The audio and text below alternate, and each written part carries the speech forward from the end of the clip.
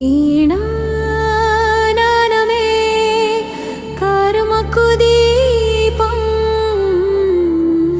నీ బోధలోనే ఉంది ముక్తి రహస్యం. సూర్యునికి నేను చెప్పిన దివ్య జ్ఞానం తనయుడికి తరువాత రాజులకు గురువులకు. ఈ గీతా తత్వం కాలంతో మారదు, భక్తికి శాశ్వత దారిగా మారుతుంది. జన్మ నిర్మితుడివి కాదు నీవు,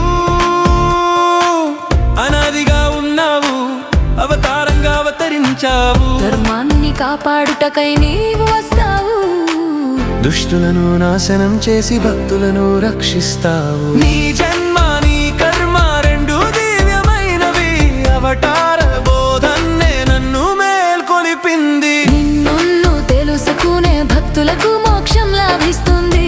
అంతులేని ప్రేమలో నీవే పరిపూర్ణత.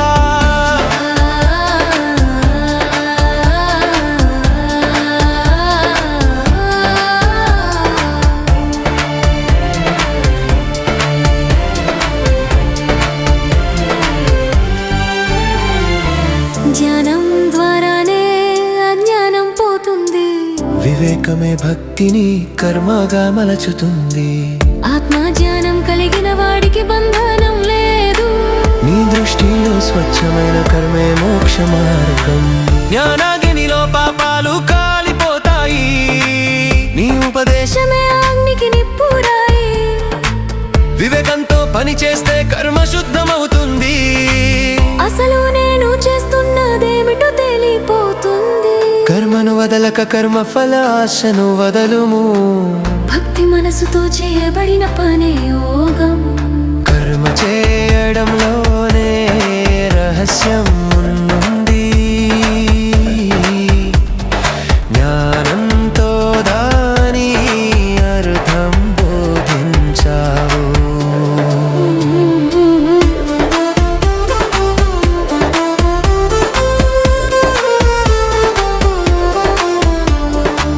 నీ దివ్యమైన తత్వాన్ని తెలుసుకో, వివేకంతో భక్తిని దృఢంగా చేయు. గురువుని ఆశ్రయించు, సేవ చేయు, అతని ద్వారా నీవే జ్ఞానాన్ని ప్రసాదించు. కర్మలో త్యాగము,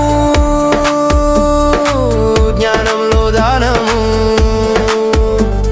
ఈ రెండు కలిస్తే దైవతత్వమే ప్రత్యక్షమవుతుంది. నీ పాదంలో శరణం తీసుకున్న భక్తుడికి కర్మలో విముక్తి, జ్ఞానంలో చైతన్యం కలుగుతుంది.